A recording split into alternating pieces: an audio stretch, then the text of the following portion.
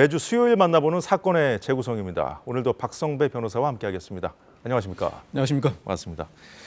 첫 번째 사건 키워드로 볼까요?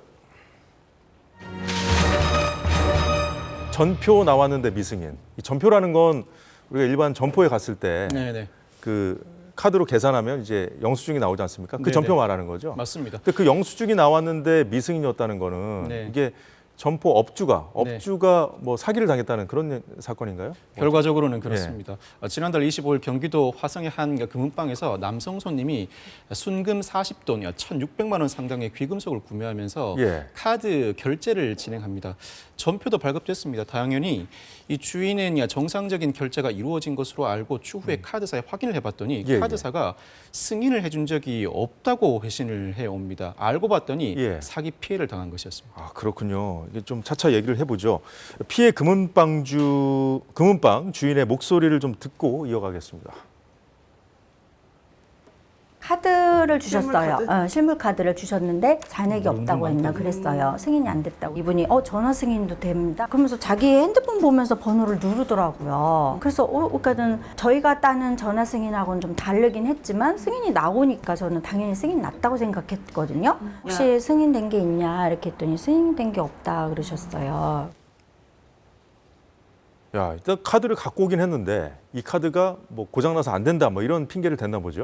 이 카드 결제는 원칙적으로 실물 카드를 단말기 긁는 방식으로 결제를 해야 합니다. 근데 상황에 따라서는 직접 실물 카드를 긁지 않고 이 가맹점주가 카드사에 전화를 해서 카드 번호와 결제 금액을 알려주면 이 카드사가 승인 번호를 회신해 옵니다. 이 회신받은 승인 번호를 카드 번호와 함께 단말기에 입력하면 전화 승인의 형태로 실제로 정상적으로 결제가 이루어지기도 합니다. 이 방식을 노린 것인데 문제는 일부 단말기의 경우에는 카드 번호와 결제 금액만 입력하면 승인 번호는 어떠한 번호를 입력해도 전표가 나오는 겁니다. 실제로 결제가 이루어지지 않았음에도 불구하고 전표가 발급되니까 가맹점주 입장에서는 정상적으로 결제가 이루어진 것으로 착각하게 된 것이죠. 그러니까 뭐 일반적인 방식은 아니지만 전화로 해도 되니까 그렇습니다. 이 방식을 했던 것인데 이게 단말기에 따라서 다른 겁니까 그러면? 이 단말기 전부가 아무 승인 번호나 입력한다고 전표가 발급되는 것은 아닙니다. 일부 단말기의 경우에 이러한 문제점이 발생하는데 일부 단말기의 경우에도 실제로 결제가 진행된 것은 아닙니다. 전표만 발급되는 형태입니다. 실제로 정상적으로 결제가 된 매출 전표와 이 실제 결제가 이루어지지 않았음에도 결제가 된 것처럼 나오는 매출 전표를 보면 그 구분이 거의 어렵습니다. 지금 화면에 나오네요. 그렇습니다. 왼쪽 가짜 전표를 보면 승인 번호가 1, 2, 3, 4, 5, 6, 7, 8입니다. 아무 번호나 입력해도 저와 같이 전표가 발급됩니다. 실제로는 결제가 이루어지지 않았습니다. 가맹점주 입장에서는 자세히 보지 않으면 가짜 전표임을 알아차리기가 상당히 어렵습니다. 일부 단말기의 경우에는 혼란을 막기 위해서 주의 문구를 넣기도 하지만 이는 일부 단말기 회사에만 적용되고 전반적으로 적용되는 방식은 아닙니다. 자, 이런 결제 방식이 있다는 걸 좀 이제야 아시는 분들도 계실 것 같긴 한데 실제로 이 진짜 전표하고 가짜 전표 봐도 지금 구분이 좀 힘든 것 같아요. 실제로 구분이 상당히 힘들어서 원칙적으로는 이 손님에게 단말기에 어떠한 번호를 입력하게 해서는 안 됩니다. 직접 가맹점주가 카드사에 전화를 해서 이 승인 번호를 얻기 위한 절차를 밟아야 하는데 그와 같은 절차를 밟지 못한 상태에서 더군다나 이와 같은 전화 승인 방식이 활발하게 이루어지지 않다 보니 그 구체적인 방식을 모르는 상태에서 속수무책으로 당하는 가맹점주가 빈번하고 있습니다. 근데 이 사건의 그 피해자 업주의 경우에는 이 본인이 피해를 당했다는 사실을 뒤늦게 그래도 알게 된 거 아닙니까? 그렇습니다. 그래서 금을 가져간 거죠, 사관들이. 남성에게 연락을 했다고 하는데 통화 내용 들어보죠. 제가 최대 빨리 제 실물 카드 가지고 방문할게요. 최대 빠르게. 지금 어디 계신데요? 카드를 집에다가 지금 놓고 잊어버려가지고 찾고.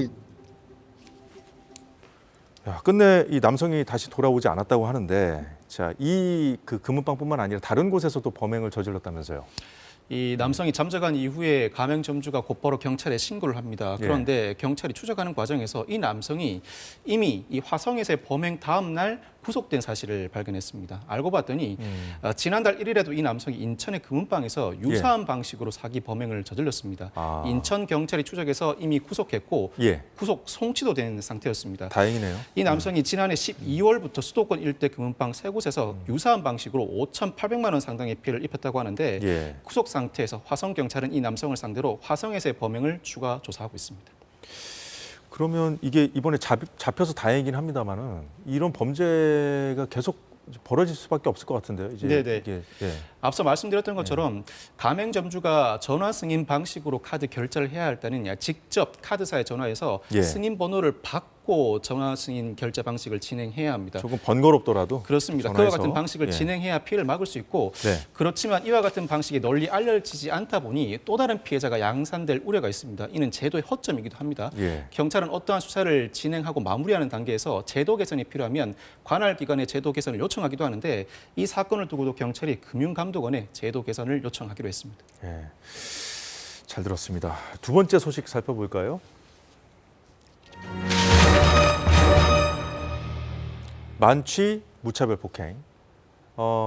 만취한 사람이 폭행을 했다는 거죠? 그렇습니다. 예. 네. 만취한 40대 남성이 어제 오전 5시 20분경 예. 부산 서구 초장동의 한 거리에서 지나가던 20대 여성을 상대로 주먹과 발로 무차별 폭행을 합니다. 흉기까지 휘두르는데 예. 그 뒤에 피해자의 가방과 휴대전화 등을 빼앗아 달아났습니다. 당시 가해자는 술에 취한 상태였고 예. 피해자는 이 사건으로 턱뼈 골절 등 최소 전치 8주의 상해를 입고 말았습니다. 8주면 엄청난 상처인데. 그렇습니다. 예. 저 오전 5시 20분이잖아요. 네네. 새벽 시간대 이제 뭐 만취자들이 뭐 이렇게 걸어 다닐 수 있죠. 네네. 충분히. 그런데 네. 이제 만약에 그런 사람들이 있으면 피하면 되는데 네. 이제 만약에 그냥 다 다가와서 막 폭행하고 하면 이제 네. 피한다고 될 문제도 아닌 것 같아요. 속수무책이죠. 대처한다고 해도 한계가 있고 이 같은 사건이 발생하면 특히 관할구역에서 강도 사건이 발생하면 예. 관할구역 경찰은 강팀 전체가 움직입니다. 현장에서 추적해서 곧바로 검거하는 데 최선의 목표를 두고 움직이기 시작하는데 통상은 CCTV 탐지조와 추적조를 나눕니다. CCTV 탐지조가 CCTV의 경로에 따른 각 CCTV를 분석해서 경로를 실시간으로 알려주면 이 추격조가 추적을 해 나가면서 역이나 고속버스 터미널 등 등장할 만한 장소에 직접 나가 있기도 합니다. 예. 상황에 따라서는 신원을 조기에 식별하기도 하는데 이 사건에서도 가해자가 만취해 있다 보니 자신의 휴대전화를 실수로 현장에 떨어뜨려 놨다고 합니다. 아. 이 휴대전화를 통해서 가해자의 신상을 조기에 특정했는데 예. 신상을 특정하게 되면 거주지를 파악해서 이 가해자의 주변 인물에게 직접 접촉을 시도하기도 합니다만 이 사건에서는 굳이 그럴 필요도 없었습니다. 경찰이 추적하는 과정에서 검거 과정을 좀 들여다볼까요?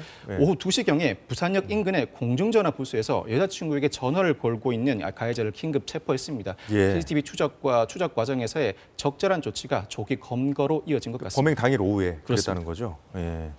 그럼 경찰들은 일반적으로 이런 상황에서 네. 만취 상태에서 사람을 때리고 네, 강도 행각까지 벌였다는 거 아닙니까? 네네네. 예. 이런 상황에서 어떤 준비를 합니까? 예. 보통 검거를 할 때는 한 사람의 피의자를 검거하기 위해서는 경찰관 4명에서 5명 정도가 투입됩니다. 예. 그래야 피의자도 경찰도 다치지 않기 때문입니다. 통상 검거를 하는 과정에서 도주로를 차단하고 혹여나 위에서 아래로 떨어지는 등 불상사가 발생할 것을 대비해서 예. 안전매트 등 보호장치도 갖춰두기도 하는데 이 사건에서는 이 경찰봉, 즉 3단 봉을 들고 검거하는 모습을 확인할 수 있습니다. CCTV 영상을 확인해 보면 예. 이 남성이 가방을 들고 도주하다가 다리가 풀리는지 넘어집니다. 뒤이어서 3단 봉을 든 경찰이 추적해서 제압하는 모습을 확인해 볼 수 있는데 예, 예. 소극적 저항 이후부터는 경찰봉을 사용할 수 있고 폭력적 공격 이후부터는 테이저건을 사용할 수도 있습니다. 매뉴얼이 있나 보죠. 그렇습니다. 경찰 물리력 행사 기준이 경찰청 훈령으로 마련되어 있습니다. 물론 테이저건 등은 3년 이상의 범행을 저지른 이들이 도주하는 과정에서 체포를 위해서도 사용할 수 있는데 예. 이 적절한 조치, 즉 누구도 다치지 않은 상태로 조기에 검거하기 위한 조치가 적절하게 시행된 것 같습니다. 이 범인 잡혔잖아요. 그렇습니다. 어떤 사람이었습니까? 이 남성 무직으로 특수강도 등 14범이었다고 합니다. 이 남성은 부산에 여관방을 하나 구한 뒤 혼자 거주하고 있었다고 하는데 예. 현장에서 추적해서 검거하지 않았다면 검거야 할 수 있겠습니다만 상당 시간이 소요될 수 있습니다. 실제 주민등록지가 아닌 장소에서 거주하는 경우에 특히 원룸이나 여관방에 거주하는 경우에는 예. 일일이 탐문 과정을 밟아 나가야 해서 검거 과정에서 상당 시간이 소요됩니다. 아. 술김에 범행을 저질렀다고 하고 있고 예, 피해자가 현재 턱뼈골절로 말을 못하고 있어서 적절한 조사가 이루어지지 않고 있는데 구속영장을 신청할 예정입니다. 예. 8주라면 상당히 중한 상해이고 흉기를 휴대했을 뿐만 아니라 상습범일 가능성도 예. 상당히 농후하기 때문입니다. 마지막 소식 보죠. 부고 링크 눌렀다가 이건 뭐 보니까 피싱 같은데요? 그렇습니다. 이 설 추석 등 명절에는 택배기사 지인을 가장한 보이스피싱 범죄가 기승을 부리는데 그중에서도 스미싱을 수반하는 경우가 상당히 많습니다. 스미싱은 많은 분들이 알고 계신 것처럼 미끼 문자를 대량으로 발송해서 악성 앱을 깔도록 하는 수법이죠. 예. 이 국민들의 철저한 주의가 필요한데 이 정체불명의 스미싱, 즉 문자 내에 포함된 URL을 클릭하는 순간 예. 개인 정보가 전부 유출될 수 있으니 주의가 필요합니다. 명절을 앞두고 저런 문자 많이 지금 유포되고 있을 것 같은데 네네. 조심해야 되겠습니다. 네. 일단 그러면 이런 문자들이 많이 이제 유포가 되고 있으니까 네네. 일단 지금 경찰 당국도 지금 비상이겠네요. 그렇습니다. 기관 사칭형 내지는 대출 빙자형 어떤 형식을 불문하고 보이스피싱에서는 스미싱 범죄가 수반되는 경우가 많은데 예. 긴급 지원 대출 한도를 안내 드렸는데 신청이 없어서 다시 연락드린다. 신청 바란다는 대출 권유형의 경우에도 예.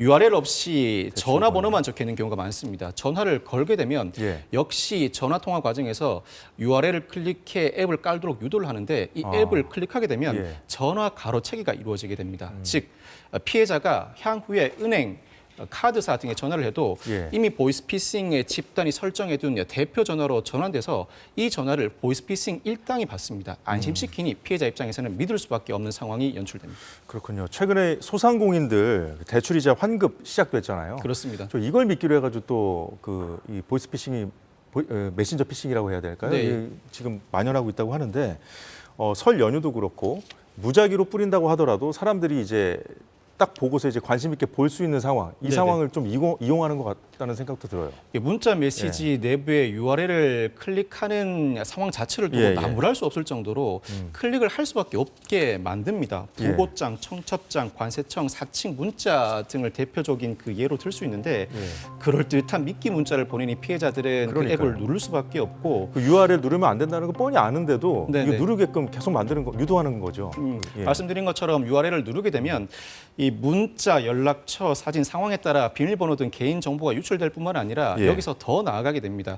이 피해자 휴대전화에 저장된 각종 연락처에 또다시 이 피해자의 휴대전화를 가장의 URL을 유포하기 시작합니다. 즉 피해자의 문자 메시지로 알고 지인들이 그 URL을 다시 클릭함으로써 스미싱이 기하급수적으로 번져나가는 경우가 상당히 한 사람이 많습니다. 당하면 그 주변 사람들이 주변 당할 인물들이 수밖에 다 없는 당하는 구조네요. 경우가 상당히 많이 발생하는 것이죠. 예. 그렇다면은 최근 이제 피해 규모도 많아질 것 같은데 어떻습니까? 사실 이 보이스피싱 범죄는 많은 국민들이 경각심을 가지고 있고 경찰도 단순히 경찰서 단위가 아니라 시도 경찰청 단위로 수사를 진행하면서 국제 공조도 상당히 많이 이루어지고 있죠. 예. 많이 줄었습니다. 상당히 가파른 하향세를 보이고 있다가 오히려 작년 11월에는 483억 원, 작년 12월에는 561억 원 보이스피싱 피해가 다시 늘고 있습니다. 예. 경찰과 국민들의 경각심에도 불구하고 보이스피싱이 한층 더 진화하고 있기 때문인데 이와 같은 스미싱 범죄 등에 대해서 재차 경각심을 유발하는 조치가 필요해 보입니다. 예. 설 명절을 앞두고 각별한 주의가 필요해 보입니다. 스미싱 문자 범죄가 만연하고 있다는 소식까지 잘 들었습니다. 지금까지 박성배 변호사였습니다. 고맙습니다. 감사합니다. 네, 오늘 사사건건이 준비한 소식은 여기까지입니다. 저희는 내일 오후 4시에 다시 찾아뵙겠습니다. 여러분 고맙습니다.